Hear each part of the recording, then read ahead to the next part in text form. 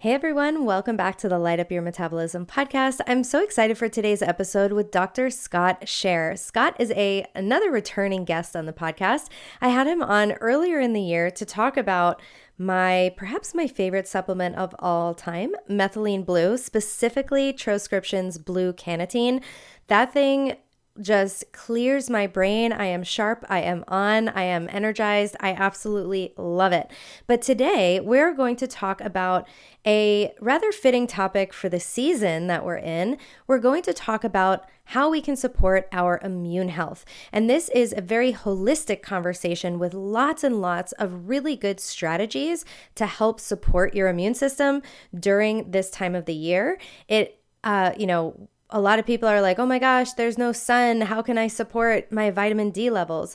Well, one of the things that we know is that melatonin takes over a lot of the roles of vitamin D in the winter. So we want to be leaning into that darkness and embracing the season of cold and darkness. We don't necessarily need to be on a tropical island in order to have great, robust immunity in the winter. So I don't want you to think that because you live in a, northern latitude or it gets dark and you can't go outside as much that there's no hope for your immune system. So I just want to share that straight off the bat. And we also know, obviously the connection with our blood sugar is that this is actually something because of COVID and all of the censorship online on Instagram. It's something that I don't talk about enough, but that improving our blood sugar and metabolic health has huge impacts on our immune system. So not spiking your blood sugar is a really great tip. So already starting you off with a bunch of strategies that you can use to support your immune system and even understand that the immune system is not just like, oh, I need more vitamin C. That's not the whole picture. So in this episode, Dr. Scott, he is brilliant. He's got a great way of explaining things. You're going to love this episode, and it's going to be a really good one to note all of the strategies we talk about. We talk about, like I said, food, lifestyle, supplements, and all sorts of things to help support you and your family during this, cold and flu season, they call it. But let's rebrand that. If anyone can think of anything else, we can thrive in the winter. So let's dive into the episode with Dr. Scott Sherr. And before you do, please, if you could, leave a rating, review, subscribe to the podcast, share it with friends if you like this episode. That really, really helps the show to get out there, to get in the hands of more people. And remember, I do interview episodes every Wednesday where I bring on amazing guest speakers and I talk about some of my favorite products. And on Saturdays, that's where I do my solo episodes where it's just me blabbing away into the mic, sharing all the latest that is new in my world. So just so you know, those two types of episodes exist here on the Light Up Your Metabolism podcast. So thank you again for being a dedicated listener and for sharing this episode where you can. All right, let's dive into the episode with Scott Sherr.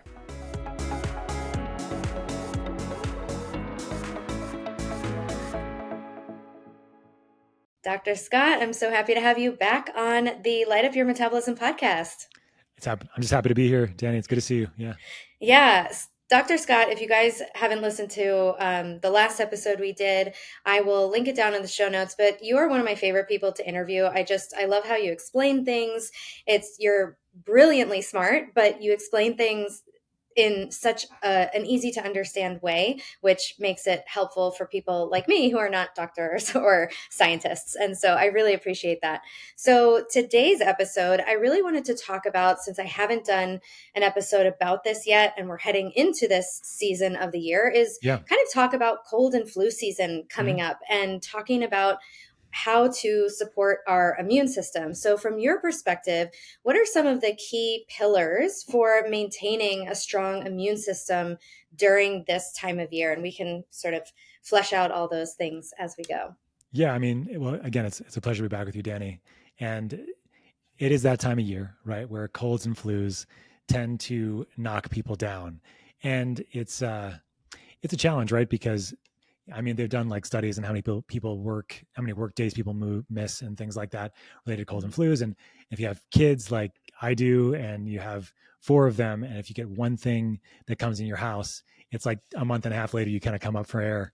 So like you do everything you can possibly, at least in my house, and then with my patients, I relay, of course, all this information, and which we'll talk about to try to help people, stay off the couch. I mean, sometimes it's like a forced break, and that's actually good. Some of us are running so hard, and then all of a sudden we get sick, and then, oh, well, surprise, you got sick because you were running so hard. And I think that actually kind of dovetails into my first thing that I want to talk about here, which is the balance between our sympathetic and parasympathetic nervous systems, right? Ooh, So love this is not what you initially think about. We would talk about. You think about sleep and hydration and food and nutrients, and yes, we'll talk about all that stuff. But if you are super stressed all the time, if your body's always on all the time, your body is secreting a hormone called cortisol, okay, amongst others, neurotransmitters like norepinephrine, dopamine. These are things that make us feel more driven, give us more energy, right? But cortisol is one of those things too. We really need cortisol. Cortisol is our stress hormone. It's supposed to get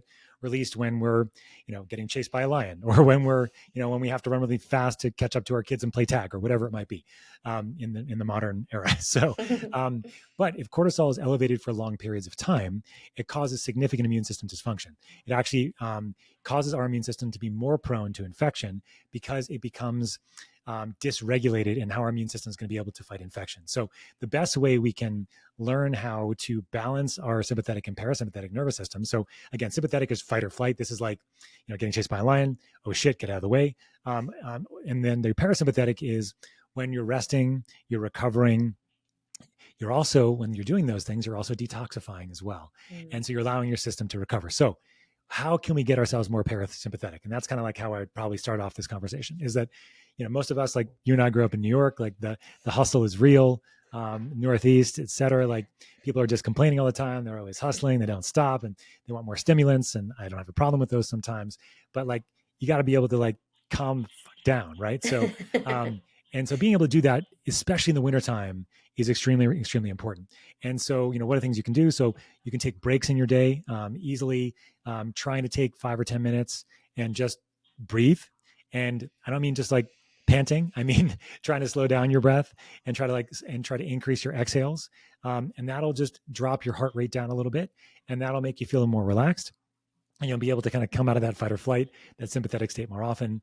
Many of us are wearing these like rings and trackers. You wear it on the same finger too. Nice. Yeah. And trackers. It took me a little while to figure out how to type with it, when I had it on. Yeah. I don't wear rings very often. So, although my wife says I'm married to this one. So anyway, married to Aura. She's not wrong. Okay. I wear that one more than my wedding ring. That's why. Yeah.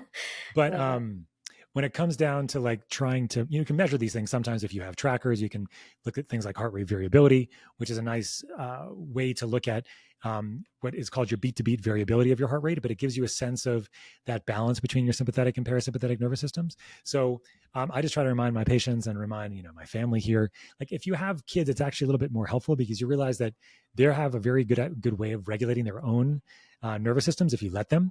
So you'll find that, like, for example, after they eat, they get very active. And this is something that probably goes into your world as well because of blood sugar regulation, right? Because they're doing this to actually regulate their blood sugar. But then like an hour later, they're just like, okay, I just want to chill. I just want to relax, right? Like, especially as they get older and they want to sleep. And like, and that's really important for how, if you have young kids, they got to be like 4, 5, 6, because like after that, they start getting more of an ego and then it becomes more of like whatever their parents are doing kind of thing. But if they're young, you can kind of see how like, they need naps, they need sleep, right? They need to like relax, right? And so do you. Like you need to do that too. So like a big way to make sure that you're staying parasympathetic and relaxing and recovering is getting enough good sleep. And so that's like one of the major things, right? And so one of the things we talk about a lot at Troscriptions, and because Dr. Ted, who's our founder, Dr. Ted Achacoso, he's an amazing dude, and he's brilliant, but he's also, one of the main things that he's really, really good at is reframing things, like as like a different perspective. And one thing he told me, and he tells patients, and we talk about this all the time, is like, instead of sleep being the last thing that you do every day, it should be the first thing that you do. So what he means by that and how we describe that is like, it's your day starts when you go to bed, not when you wake up. So instead of it being like the last thing you check off on your checklist over here, like I have my checklist, right? Then it's going to be the first thing that you do. So, okay, I went to bed. Good. Number 1, check, right? So that gives you the perspective, the shift that, okay, this is really important. Like I need to be thinking about sleep. It's not like it's like the number 1 thing I need to do, because when you're sleeping, they don't call it medicine for a reason. Like they do call it medicine for a reason. Excuse me, right? So they say sleep is the best medicine, right? So Hmm. sleep is going to help you recover. It's going to help you detoxify. It's going to help you fight infection. It's very, very important to sleep, right? And so, and then naps are good too. People have different sort of understandings of what naps can be. You can have a short nap, a long nap, middle of the nap. I don't really care what people do as long as it doesn't affect their sleep in the evenings. But cat naps are great. Little short naps here and there. Like if I, in a perfect world, I would have a 20-minute nap every day, somewhere between 1 p.m. and 3 p.m. in a perfect world, right? But or if you can't do that, you can just find some time to meditate. For 10 minutes. I use an app myself to do that. I have my patients and clients use apps as well sometimes, or just the breathing, as we mentioned before.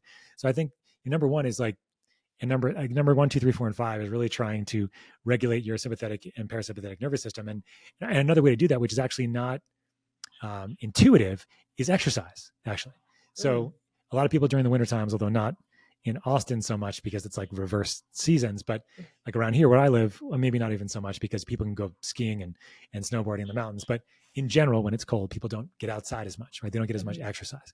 And so if you're exercising, you're going to be able to regulate your nervous system better, because you're throwing yourself into more of a sympathetic state, but it's easier for your body to get more into a parasympathetic state afterwards if you let it. Mm. Right? You can. Right. Not everybody does this. Not everybody goes and relaxes after they work out, but they feel more calm in general because Hmm. they balance their nervous system a little bit there too. So like balancing is really important. So I forgot one thing on sleep. Actually, one thing on sleep I Sure. should mention is if you have a partner that snores, get a sleep divorce. Okay. Yeah. So what I mean by that is like, sleep in a different room, because that's also increasing your cortisol level, increasing your risk to get infections, and also making your sleep not as optimal. So just as a reminder, there's a lot of things to optimize sleep, but one thing that people forget sometimes, even in the optimal performance world, is like, if you have a snoring partner, or if Hmm. you snore and you have a partner that doesn't, it's also, it's something you need to get checked out. Maybe try to see if you have sleep apnea, but at the same time, maybe get a different room. You guys will both sleep better and be happier for it. But anyway, Yeah, that's I side had note. a client who just told me the other day that her partner, the alarm goes off at like 5:15, and I'm like, "Well, do you have to be up at that time?" And she's like, "No."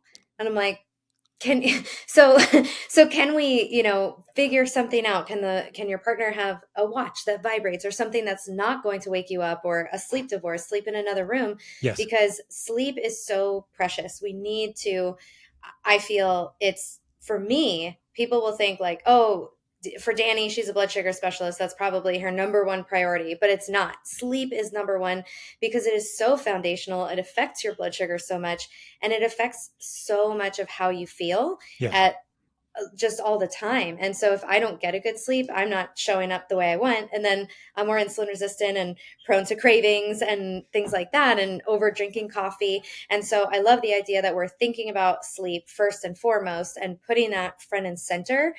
And also the idea that winter is the season of cold and darkness. And so we want to lean into that, to lean into that melatonin. So I'll let you take it from here. Yeah, I mean, and that was actually where I was going to go. I mean, I know you're big on sunlight too, and then Yes. we don't get as much sun exposure, obviously, in the wintertime.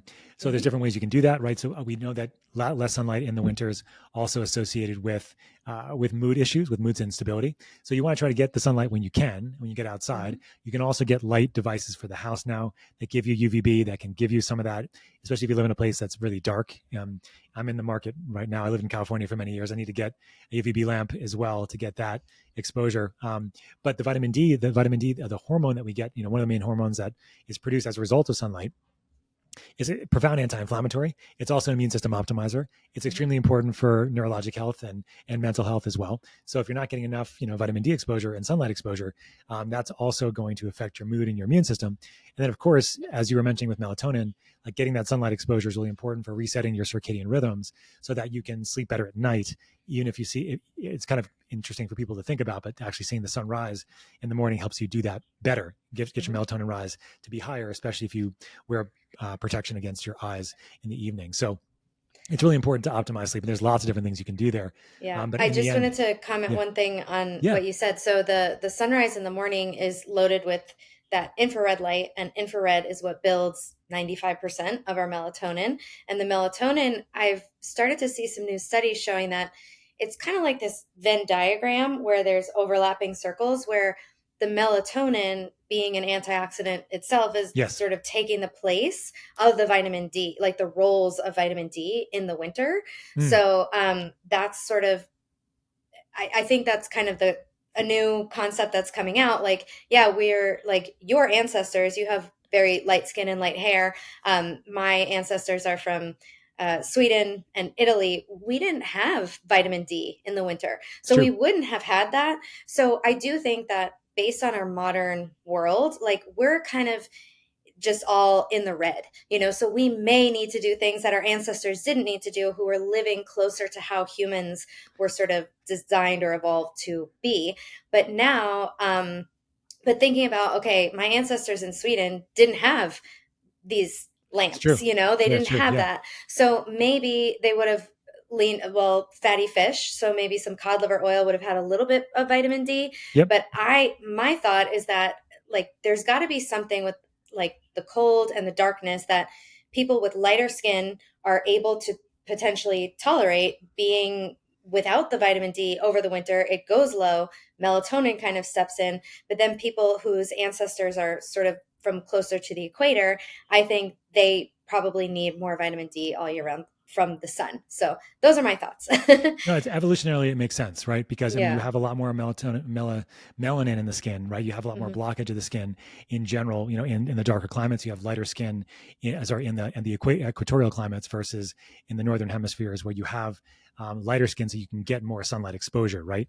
So we have like less natural sunscreen in our skin as opposed to someone with equatorial ancestry. It's like they have natural sunscreen, so they need more sun to get the same amount of vitamin D. Yeah, so we can get much more vitamin D, per minute in the sun because of our light skin compared. And that's what happened when we lived in these northern climates, and we had to be able to do that.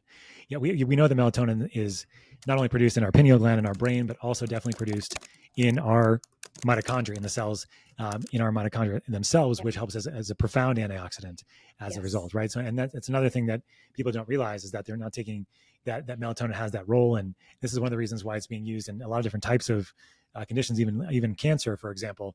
Using high dose melatonin can be very, very effective in combination with other types of modalities and like an integrative strategy. So, and then, during, COVID, and even with a lot of my patients now, I mean, even before this, but the COVID became more popular, people were giving melatonin at 10 milligrams a dose.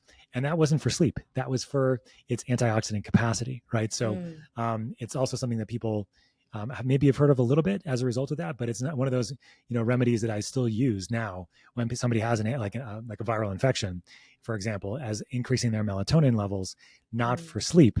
In fact, melatonin has the opposite effect on me. I get zero sleep on melatonin. Interesting. Same here. I don't do well with melatonin. The Tro Zzz supplement, though, is the only one that I can take. The melatonin is small enough that it doesn't cause me issues. But usually if I have any sort of melatonin, I'm up with the weirdest dreams, like in and out of sleep. It doesn't work on me. But as you're saying, like melatonin is part of or runs almost every single repair process in our body. So this idea that you were talking about with just at the beginning, like the stress, it's like if we're constantly breaking down and stressed out and we're never in that state of parasympathetic where we can restore and heal and detoxify, melatonin is what is driving the majority of those processes, correct? It's one of the most powerful antioxidants that we have. I mean, certainly there's others in the body that are important, things like glutathione, for example, your vitamin C, vitamin D itself, as we were talking about. But it's often given short shrift to the melatonin is to the other antioxidants in the body. It's as powerful or even more powerful in some circumstances. So you can use it as a way to help you with circadian rhythms. If you need to, of course, especially it's really nice with travel. I like Tro Zzz as well, especially like a quarter of that, along with the Tro Immune, which we'll talk about, because that increases deep sleep as well. But but for me, I mean, as long as I take low doses of melatonin, I'm good. But if I take any more, I stay in this sort of like weird purgatory of sleep. I feel like Yeah. all night. And it's like, I get these, I get sleep paralysis sometimes, which is a really crazy Mm, one where like you wake up in your REM sleep and you can't move and you can't do anything but you're still in the dream. It's like, you can't get out. It's pretty yeah. intense. Yeah. It's pretty intense. I don't recommend it unless you know how to lucid dream, and then I think it'd be fine. Um, but anyway, yeah, sleep is important. Your immune system will Yes. thank you very much. Exercise is really important for your immune system and regulating your parasympathetic and sympathetic nervous systems that way. Also, nutrient-rich food, right? So, like obviously, having good vitamins, minerals, nutrients, and not sticking to your classic comfort foods in the winter. What is it like? On average, every like Americans will gain like 1 to 2 pounds every year, and that's usually during the holidays, usually during Christmas and Thanksgiving, and there's also a lot of stress during that time because you have to be with your family and it's not that easy for everybody. Yeah. There's always a famous quote by this meditation teacher named Ram Dass. He said, like, if you think you're enlightened, spend a week with the family and then call me. Like that kind of thing. I'm certainly not enlightened. Yeah, exactly. Yeah, so it can be challenging, right? This is a challenging time of year. Stress is big, and so keeping the diet clean is really important. Actually, what's interesting to turn over immune systems fast, your immune system and optimize it. They've studied intermittent fasting for this. So this Mhm, doesn't mean you have to do like long fasts, but occasionally, not eating and mhm. having a day or two where you do some more sort of intermittent fasting could be really helpful here to kind of help optimize your immune system overall. I mean, in general, we have a summer metabolism and we have a winter metabolism, actually. Mhm, And this is mhm, something called the cell danger response. mhm. It's a very complicated topic, but in essence, our system has this balance between those things all the time, being able to use more energy as heat or using more energy to make energy depending on what's required and keep us warm in the winter and also make us hold on to things more, right? So hold on to more calories so that we're safer. This is like bear hibernating, right? So we can have like the hibernation versus like the non-hibernation bear, right? So Mhm. these are just some things to think about, when you're thinking Yeah. about optimizing your immune system. Yeah. Yeah, and I think that kind of going back to historically looking at what, obviously we're not living in the world of our ancestors, but I always just like to kind of look back and kind of get a view of what they may have been doing. Yeah. And in this time, in darker winter months, food was probably much more scarce It was. and fewer carbohydrates and fewer plant foods and fewer foods that are rich in sugars. And this, unfortunately, the holiday season is like this The season opposite. of Yeah. sugar. And Yeah. so I think that the idea that we would potentially, for people who are able to, potentially go a little bit lower carb, maybe Yep. into a state of ketosis, and Yep. maybe dabble with some fasting to kind of mimic that, what we would have done in that period of time. And of course, this is for a lot of my clients, they're not up to that yet, basically. So it's I like, understand. Yeah. I can't go low carb, I can't go keto right now, and that's okay. But for me, I see it kind of as a long-term goal. So as the carbs are not no longer available in my region, I'm going to try to cut those things out. So now my new goal is to try to eat as close to seasonally as possible. And then that also is supportive of these deuterium levels, which foods high in these sugars are going to have high deuterium, and we're not as able to get rid of all that deuterium if we're, in certain times of the year. We're able to get rid of it more in those hotter months. Hotter months. Yes. Yeah. But yeah, Where we have heat exchange and things like that. Yeah. exactly. Yeah. That's an important point. I think you know this stuff really well because you do this with your clients all the time. And it's evolutionary exactly as you described it. We would have more sugar, more fruit, in sugar in the way of fruit in the summertime when things were in season. And Hmm. then when they were not, well, you'd had things that were going to stay through the winter, right? And that's Hmm. not going to be as high in carbohydrate in general. It's going to be more your meats, your soups, your Hmm. broths, your hot foods, which are good, but not as much on the carbohydrate side. So mimicking that from an immune system perspective can be really helpful.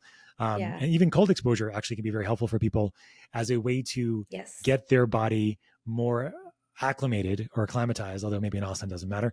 But like here in Colorado, I can just go outside and, can go out of my sauna and just kind of get a little cold. And that's also really good for immune system activation and immune system turnover. And the other thing I mentioned here, Danny, which I think is really important, is that our immune system needs to be exercised. Okay. And Mm. so the problem that we have now, like during the pandemic, for example, is a good example. Like it was in California at the time. Everybody's home for like a year. Nobody's leaving the house. And like you go out like the front lawn and hang out or whatever. And so I was talking to a family that lived close by. They're like, oh, it's been a rough year. It's been hard. Right. But you know, it's been so awesome. The kids didn't get sick once. They haven't been sick at all. I'm like, and they're thinking this is such a great thing. I'm like, no, this is bad. This is terrible. Like we're just going to be seeing like a rash of autoimmunity over the next several decades because all these kids Mm. weren't subject to the colds and the flus and the infections that they needed to actually get subjected to for their immune system actually to do what they needed to do to actually make sure that that it was exercised enough so that it could continue to maintain what was self and non-self, right? So what happens if the immune system starts attacking yourself, that's autoimmunity, right?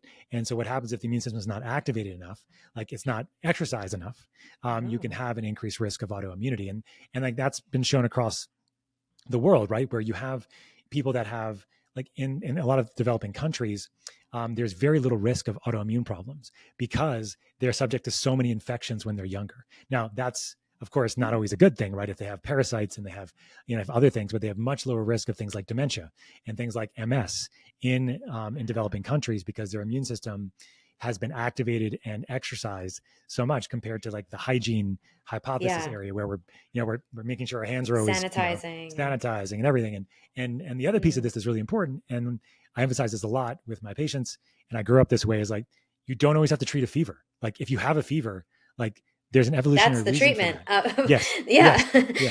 Yeah. You have it It's for one reason. uncomfortable, Yeah. but yeah, that's your body getting rid of it, Yeah. right? So like, I mean, I still work in the hospital part-time. I used to work full-time, right? And I know you did as well. And like, we treat any like even like a hint of a fever with Tylenol or with ibuprofen, and it drives me crazy. Now, Mm. of course, if you have other symptoms that are worrisome, maybe you do need those medications at times. But in general, like your colds, your flus, like your regular stuff with mild temperatures, you're Yeah. uncomfortable, but you do not need to take ibuprofen or Tylenol.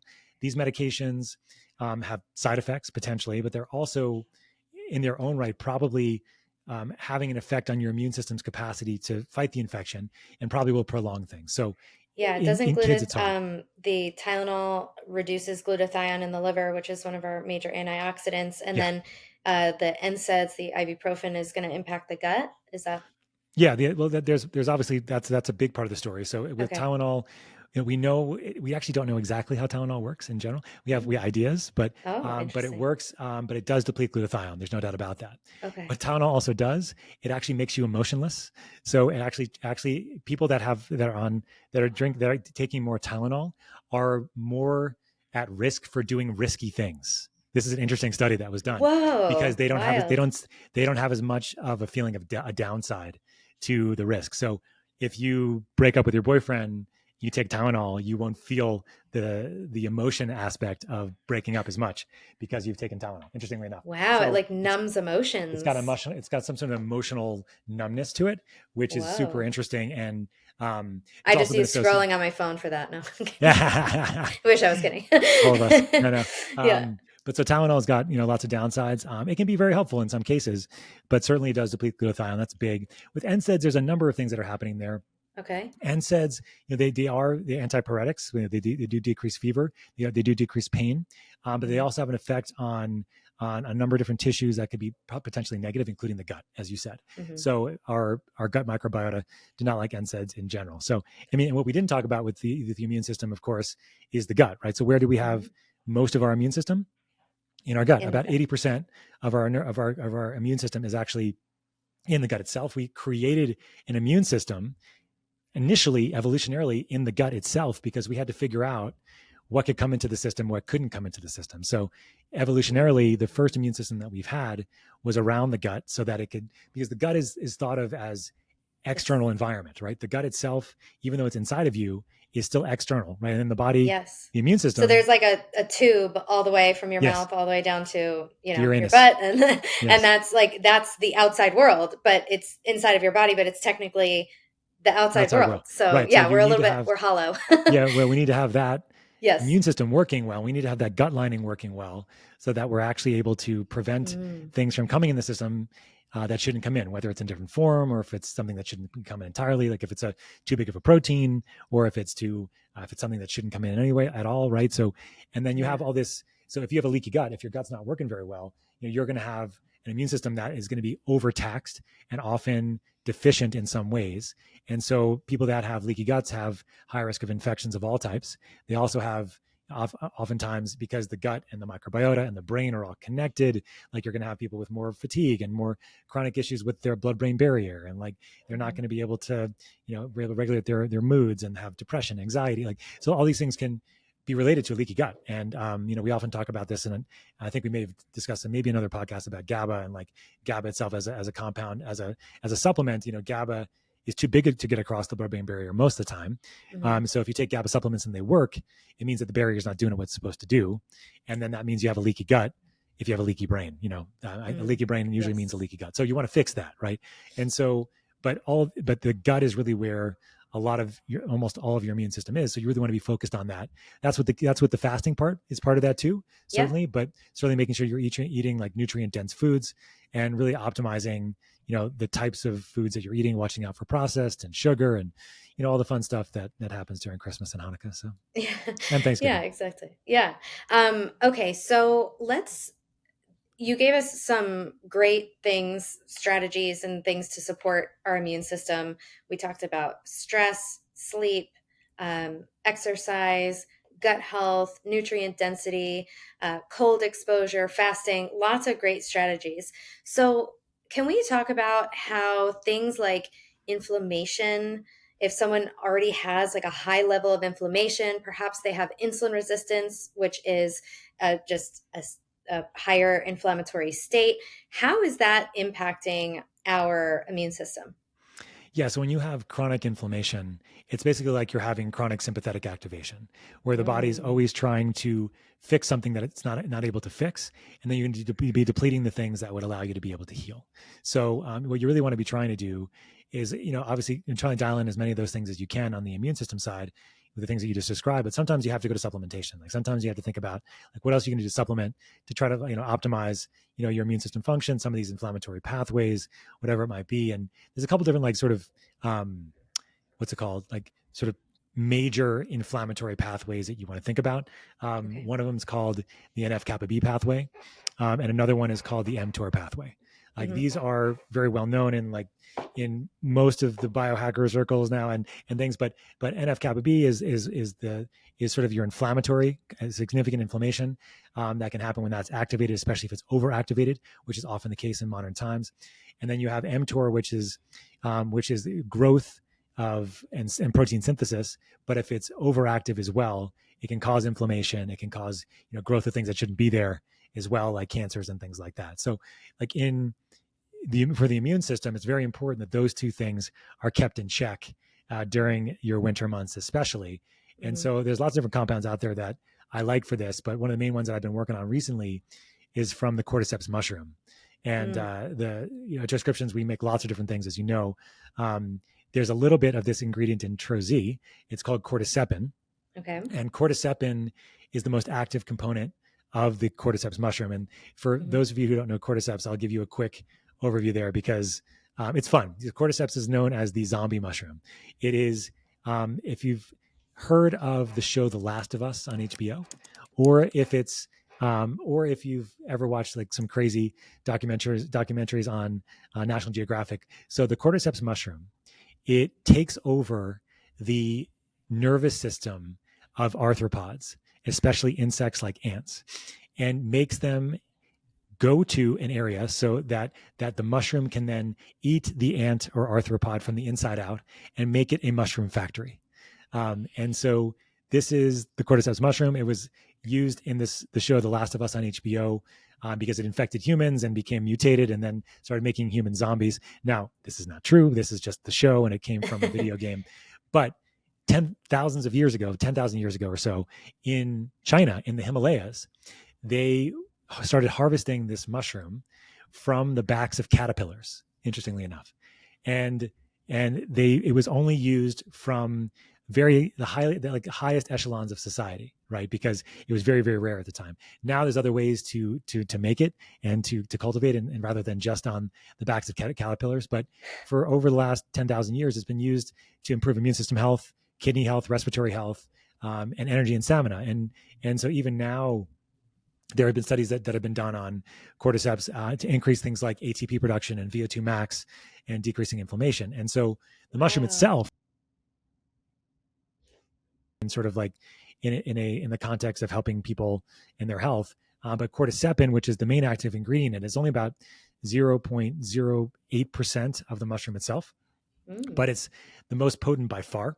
And so to give you like a sense of what it can do, it is what it does is exactly, there's something in our body called adenosine, and Mm-hmm. adenosine is has a lot of different functions in the brain and the body. So in the brain, Mm. adenosine has receptors. When it binds to those receptors, it makes you feel tired. So gives you sleep drive. So what does caffeine do? Caffeine's main method of action is to block adenosine receptors in the brain. Mm-hmm. So that's why it makes you feel awake. So Mm-hmm. adenosine in the brain, when it binds to the receptors, makes you feel tired. So cordycepin is an adenosine analog. So it works just like adenosine would in the body. So in the brain, it can help you make you feel sleepy. Okay. In other areas, it's going to do other things. So adenosine is also involved in DNA, RNA, and protein production. So DNA and RNA replication.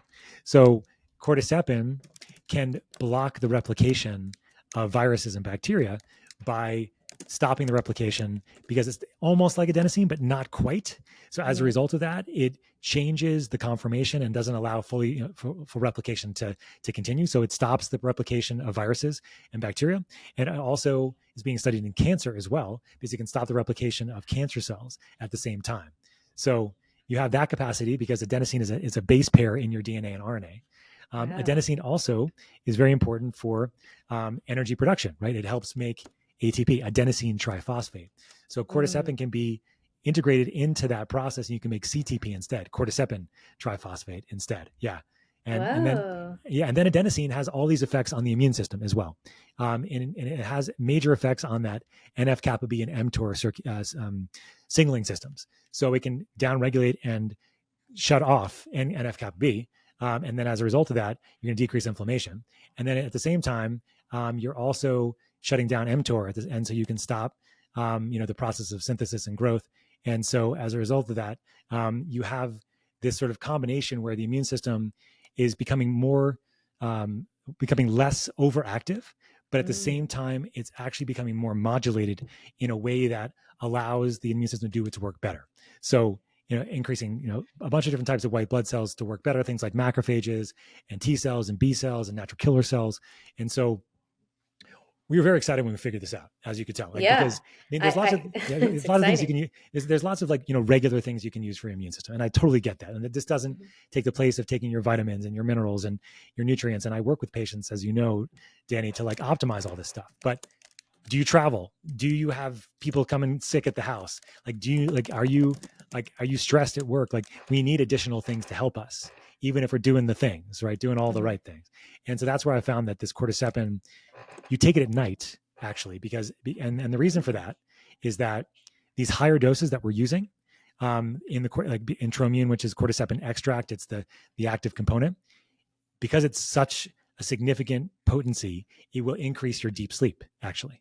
So that's why it's in Tro Zzz. Mm. And that's why we have people take Troimmune at night as well, because it's going to Okay. increase deep sleep. And like, it's been amazing. I have a number of people, like a number of them that said that have called me, like, and they said, look, I haven't slept in 20 years. And I start taking Troimmune and I'm sleeping for the first time in 20 years. And the reason for that is that they're sleeping, but they weren't getting deep sleep. So Mm. finally, like, they're getting Yes. deep sleep for the first time in, whatever, forever, right? So it's been a fantastic way to see people finally get deep sleep for the first time in a long time. And then, of course, we were talking about sleep earlier, right? Sleep's also when Yeah. you heal. So I Yes. have a good story. Like, my wife, who doesn't listen to me for anything, she'll never listen to this podcast. Totally okay. We've been married for a long time, 20 years. I've known her next month. She doesn't listen to what word I say, right? And so, but we were testing Troimmune like back in February, March, and she Mhm. had a cold. I'm like, look, let's just try this. Let's see if this helps you, right? And so she listened to me, and for once, like the one time we've been married, and she tried it, and she slept. She usually sleeps really well, regardless. So she can have like blasted lights on. She could be like on the TV right before. It doesn't matter. Like, Yeah. she's got skills. But she slept really well using Troimmune, which is very uncommon when she feels sick. And then after about 3 to 5 days or so of taking it, she was done. She wasn't feeling bad anymore. And in her case, this is a very significant benefit to me because she usually would have like 2 to 4 weeks after her cold where she's coughing, right? She's like keeping me up at night or waking me up at night and spiking my cortisol, man. I don't want that. Yes. So thankfully it worked and she took it. And now every time she gets sick, I don't know, she's downstairs, I don't know if she hear me, but every time she gets sick, she will ask me for the Tro Immune. She's like, where's the Tro Immune? And that was like the biggest testament that I could give anybody because again, she will not listen to me. She thinks that I'm crazy. And for good reason, I do crazy things. That's okay. But, with like making my mouth blue, like yours over there, Danny, right? So I do that all the time. So, but anyway, so this Tro Immune that, that we have, that's based on this high strength cordyceps from this crazy zombie, mushroom called cordyceps. I saw that on Planet Earth. That it's crazy. It's such a crazy thing. It invades their bodies and then it blooms from their carcass. And then it makes more mushrooms. And oh my gosh, it's so crazy. So how does that, like, something in there, like, does it take over our body? Like, what is it? What is it doing? It's a really good question. Creepy, but cool. There's a number of different compounds in there, and it's not clear exactly what. As far as I know, I don't know the animal.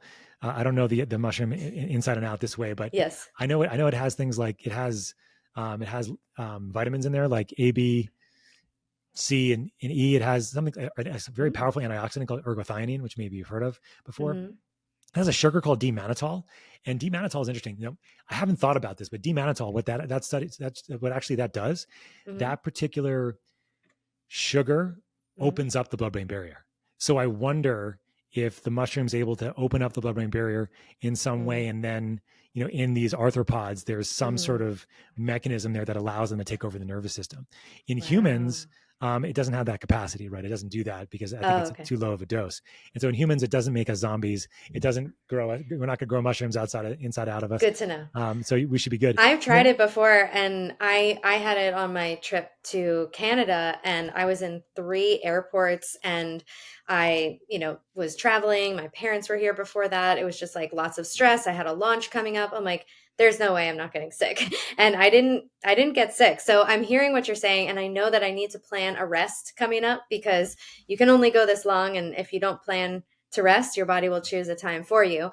But, I'm going to keep up with my Tro Immune supplements, but I didn't know that you take it at night. So it didn't make me too tired to function. So that's good to know. That's good to know. Some people will have, it depends on where the adenosine is needed, right? Also, if you've been drinking caffeine, right? So if you drink caffeine and it's a relatively low dose of the Tro Immune, like maybe a quarter or a half, caffeine blocks those receptors, right, in the brain. So the adenosine analog, the cordyceps in this case, is not going to make you feel sleepy. If it's a low dose, it actually might make you feel more energetic. So we have people that will combine caffeine with like a low dose of the Tro Immune, like a quarter, maybe a half, and then go exercise. And they actually have increased. They tell me, at least, again, this is all just anecdotal, but they say that their workouts are better, that they're feeling that they're able to increase their output for longer as well. So that there is potentially a role for using Tro Immune at low doses with caffeine, though. That's how I would do it. So I wouldn't use it on its own if you're going to use it during the day. At night, usually like maybe an hour before bed to use it to try to get, a little bit of an increase in that adenosine to help you sleep, but also the adenosine there as an antimicrobial, as an anti-inflammatory, and as immune system optimizer all at the same time. And there's some evidence as well that they actually did some studies on diabetic mice using cordyceps and saw that their insulin resistance got better too. And there's also some evidence that it would help reverse some of the processes happening in, it's called something else now, but non-alcoholic fatty liver disease. So fatty livers. So that I'm also seeing some reversals in that in animals as well. So this is all, I think, related to some of the anti-inflammatory aspects. Yeah, it's also being studied in allergies, asthma, and mast cell activation as well. Again, because of the inflammatory cascades that happen related to those as well. So, we have 2 different strengths. We have a Tro Immune for consumers, which is 75 milligrams per troche. And we have our Tro Plus Immune, which is 150 milligrams per troche. And that's for professionals only. So if you're a professional, you want to get an account with us, we have that capacity. We have wholesale options and a practitioner dashboard and things. The higher strength, the 150s, like they're really great for people that have sort of condition-based inflammatory issues. And that's where the higher dose is going to be helpful. I'll also use the higher doses when I'm traveling as well. Yeah. At least 75, but 75 to 150 is a very common dose for me when I travel. And I've been going to a conference every month this year, Denny. And I mean, even a year ago, I would have gotten hit at least 20% of the time. And I haven't at all this year. I mean, I get a little tired when I get home and I have to sleep. Yeah. But that's it. Get your Blue Cannatine for that. Indeed, yeah. That's my personal favorite for post, reducing jet lag and stuff like that. I actually went to Boulder and I was so exhausted.